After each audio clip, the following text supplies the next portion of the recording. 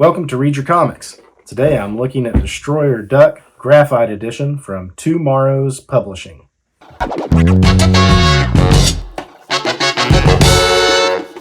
This book just came out in May of 2023. I actually had pre-ordered it months earlier and forgot that I pre-ordered it. I was out of town and it just showed up when I was gone, so I came home to a nice little surprise. I've yet to actually look through with this yet, so this will be my first crack into it along with you guys. This book actually collects the 5 issues that Kirby did, but it's all pencil work, and they re-lettered it over his pencils. But it is the complete 5 issues, just pencils though, no color, no inking. And let's take a look. So we have more of a detailed of what was on the cover. Looks a little better on this paper, I think, than on the glossy cover. Foog, Friends of Old Gerber. So if you're not familiar with Destroyer Duck, Steve Gerber is the creator of Howard the Duck, and he was in a legal battle with Marvel Comics over the rights to Howard the Duck. So being the king of counterculture that he was, kind of a jab at Marvel, he came up with this other duck character, Destroyer Duck. And when he asked Jack Kirby, who was also in a legal dispute with Marvel over getting his original artwork back, if he would help contribute something, Jack jumped at the chance. And so this is what we got. I think they were only going to do 1 issue originally, or Kirby was, according to some of this, according to this on the back, which I have read. I haven't read this introduction yet. But that he was only planning to do 1 issue, but was enjoying doing it, and they ended up doing 5 issues together. I've never read Destroyer Duck either. That's why I was kind of excited to get this. The original copies they're not super pricey, but they're just more than I tend to spend on comics anymore these days, unless it's like a collected edition like this. I would like to have those original copies at some point. They're not high up on my list, but they're definitely, I'm always on the lookout for them for a good price. So here we get some like original outline, I suppose. This is a full script, it looks like. So it says, open with a full page splash. Leave approximately 3 inches dead space at the top of the bottom of the page logo and title. Blank space at the bottom of the page for indentation. So yeah, we got the script. Looks like probably issue number 1. That's a full script, so if you really want to read it. Synopsis for part 2. This is pretty cool matter to have. A letter from Steve Gerber. I mean, this is cool matter to have, but really, this is what we want to get into, right? So this is pretty cool. So here's our pencil page, and here's an inked page. Neil Adams inks the cover for number 1. Note the missing brass knuckles on Duke's feet, and compare this to the duck's published face. Oh yeah, so yeah, the feet do look different. So Neil Adams, I guess maybe he fixed the feet. That's pretty interesting. He definitely fixed some of this lettering too. So sort of God Corp Limited, the LTD. Now these might just be kind of notes that Kirby just threw on there to be fixed by the letterer. Pretty cool cover.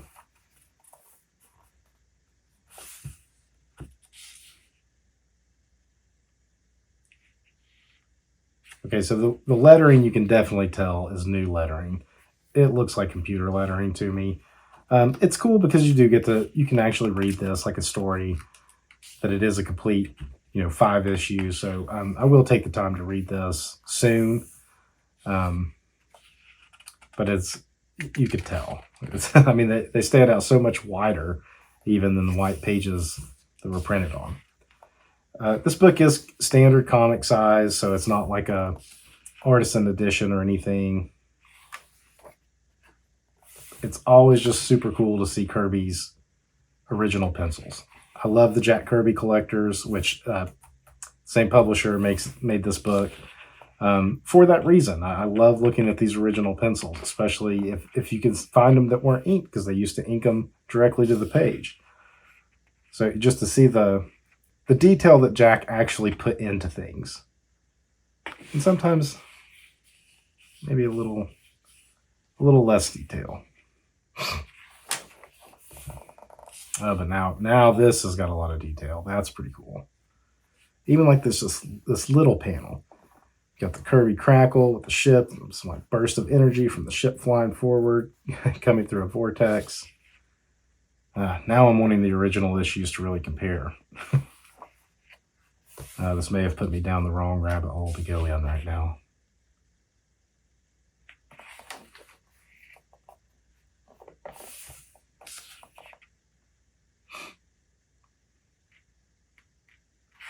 So from what I know about this, there are lots of jabs about Marvel. I think the God Corp is essentially Marvel, controlling IP, not allowing creators to access their work.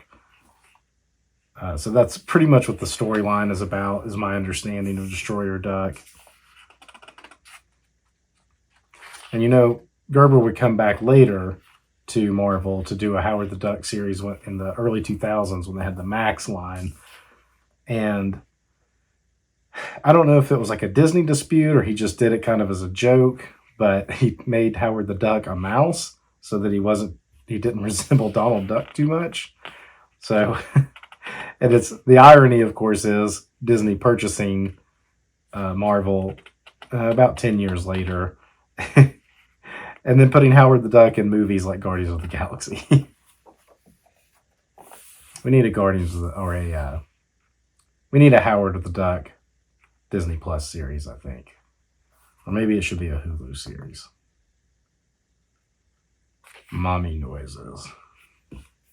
That's pretty cool. I'm using a hammer. So this is the initial version of the splash page for Destroyer Duck #2. So you have like, that's kind of a neat addition. You get like the original rough. That's not rough. That was probably finished. I don't know why. Oh, well, they added this guy coming in. Some more newspaper here. It'd be interesting to know why they changed it, because this looks pretty awesome too.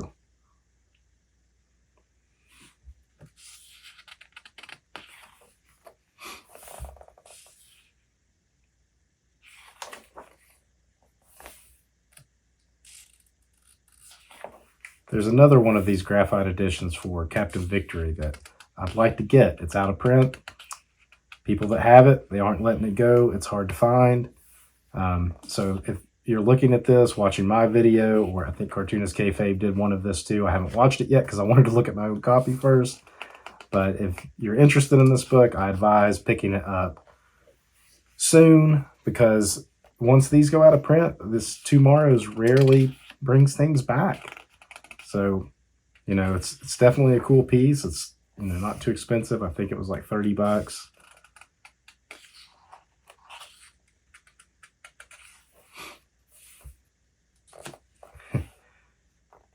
Widescreen Kirby action. That's not something you see from him too often. At least in his Silver Age and 70s stuff.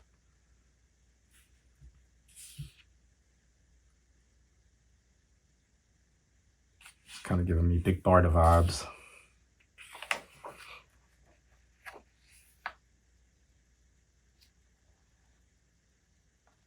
I wonder what that's supposed to be. That looks like Geppetto. Is this something we got two versions of the same page here. So Jack originally drew Sydney upwind instead of Meade Packer on this page. It's unknown if that was Gerber's original intent. Oh, so he originally drew this guy instead of this guy.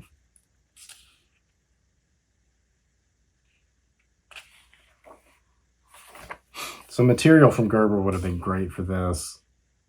We definitely lost him way too young.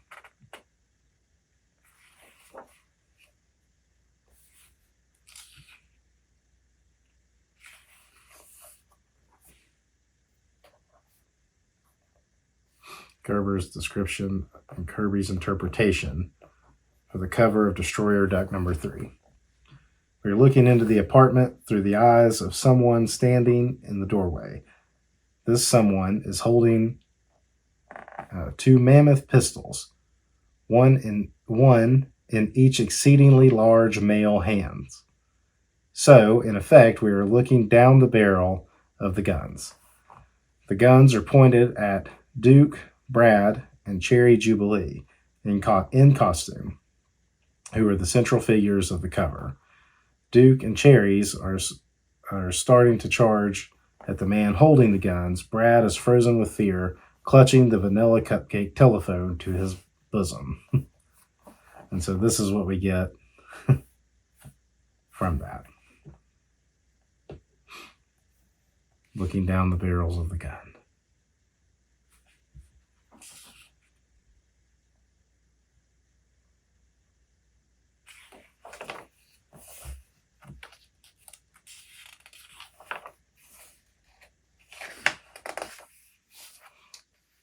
These panels just amaze me.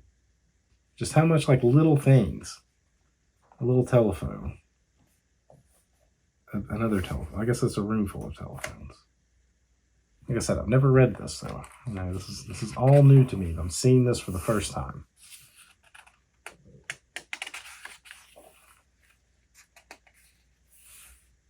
Oh, interesting. This looks inked. What's that like? See?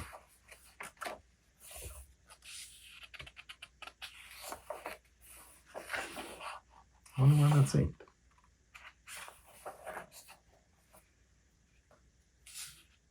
That looks like Granny Goodness.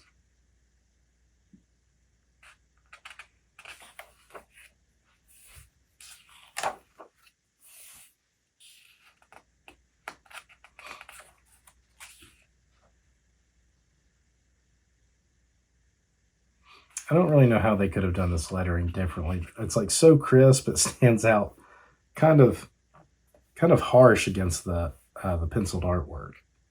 It looks like this border was maybe added to, or it's almost like the border was inked, but it looks so crisp compared to the pencil pages. But anyway, it stands out. But I mean, if you want to read it, it's a good way to read it.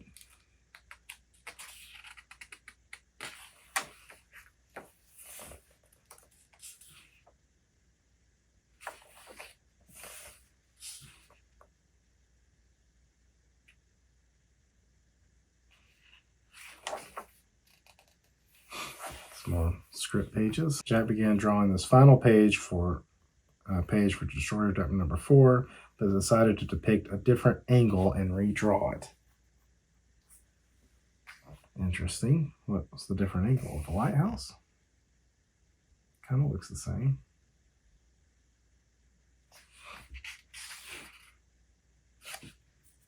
It's Jack's version of Ronald Reagan.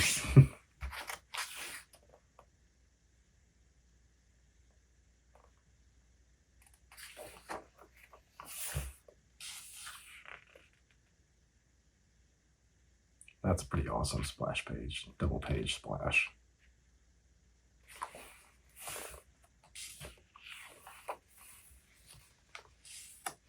It's some like goo monster. Oh, look at that. Look at that. It's like the spine with this like goo around it, morphing into this. That is awesome. Damn, I'm good. Yeah, you are, Jack.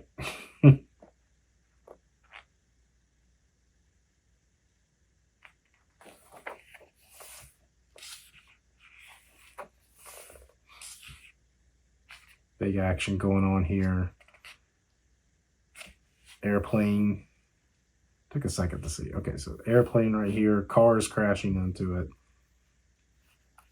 Landing gears coming down.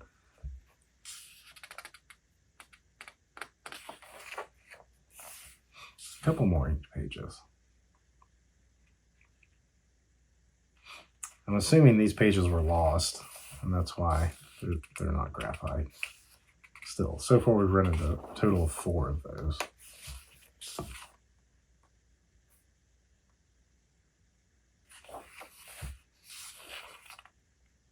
It's weird with the gutter right there. I wonder why it's like that. It's definitely crossing over the panels, though. Are you supposed to read it this way?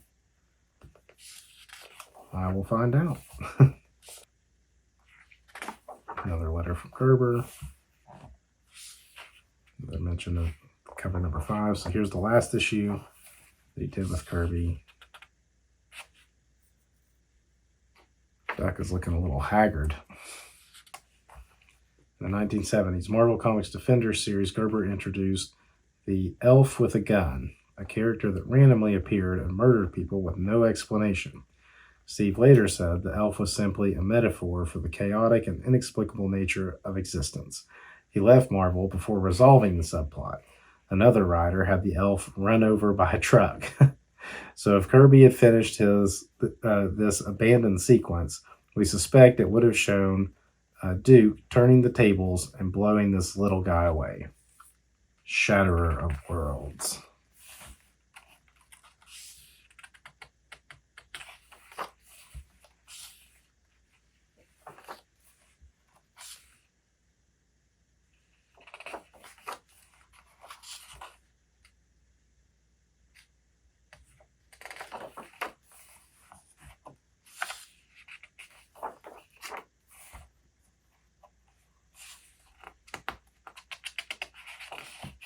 I like when Kirby does like close-ups like this of people getting punched in the face.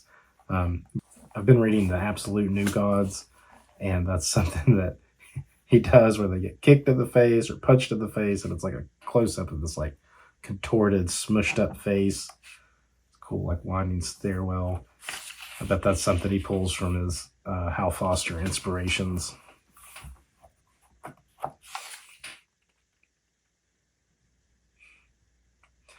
Book looks absurd.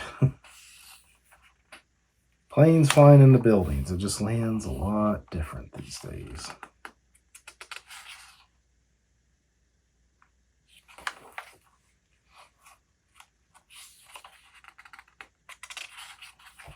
Well, and that's it for the Kirby issues. Destroyer Duck went on to be number 6.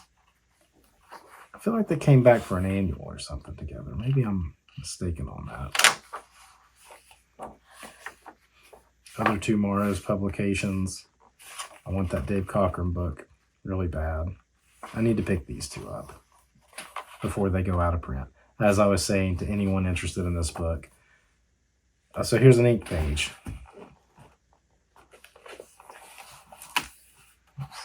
So in the front you get the pencils, and in the back you get the inked. That's it for this book. Cool little piece to add to the Kirby collection. Just that little flip through I did, I recommend it. I look forward to reading it in full soon. So thanks for watching.